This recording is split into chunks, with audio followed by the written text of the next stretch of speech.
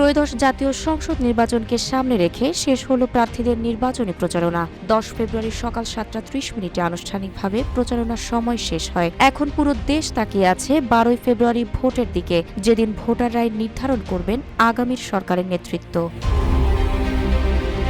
প্রচারণার শেষ মুহূর্তেও থেমে থাকেননি প্রার্থীরা। অনেক এলাকায় মধ্যরাত পর্যন্ত চলেছে গণসংযোগ। প্রার্থী ও তাদের কর্মী সমর্থকরা পাড়া মহল্লা ঘুরে ভোটারদের সঙ্গে কথা বলেন, শোনেন সমস্যা আর দেন সমাধানের আশ্বাস। কারো কারো ভাষায় শেষ সময়ে প্রতিটি মিনিটই মূল্যবান, তাই কেউ রাত জেগে, কেউ আবার ভোরের আলো ফোটার সঙ্গে সঙ্গেই বেরিয়ে পড়েন ভোট চাইতে।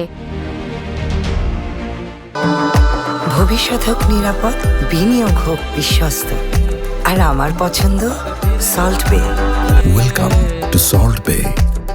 সব প্রার্থী আশা করছেন সুষ্ঠু ভোট হলে জয় তাদেরই হবে। তবে প্রচারণার শেষ পর্যায়ে কিছু এলাকায় প্রতিদ্বন্দ্বী প্রার্থীদের বিরুদ্ধে অভিযোগ উঠেছে। এসবের মাঝেও ভোটারদের প্রত্যাশা একটাই, শান্তিপূর্ণ ও নিরপেক্ষ নির্বাচন।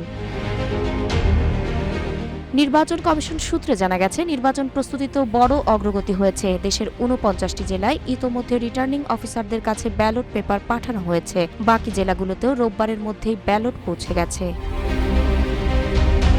এবারের নির্বাচনে মোট ভোটার সংখ্যা 12,77,11,899 জন। এর মধ্যে পুরুষ ভোটার 6,48,25,154 জন, মহিলা ভোটার 6,28,85,525 জন এবং তৃতীয় লিঙ্গের ভোটার 1,220 জন। ভোটার সংখ্যার দিক থেকে সবচেয়ে কম ভোটার রয়েছে ঝালকাঠি 1 আসনে 2,28,431 জন, আর সবচেয়ে বেশি ভোটার রয়েছে গাজীপুর 2 আসনে 8,04,333 জন। এই নির্বাচনে অংশ নিচ্ছে মোট 51টি রাজনৈতিক দল। সব মিলিয়ে প্রার্থীর সংখ্যা 2,034 জন, যার মধ্যে 275 জন স্বতন্ত্র প্রার্থী। রাজনৈতিক দলগুলোর মধ্যে সবচেয়ে বেশি প্রার্থী দিয়েছে বিএনপি, 291 জন। সব প্রস্তুতি শেষ, এখন অপেক্ষা শুধু ভোটের দিন কি রায় দেবে জনগণ, কে হবে পরবর্তী বাংলার মসনদের অধিকারী। তাহের আক্তার, রূপালী বাংলাদেশ।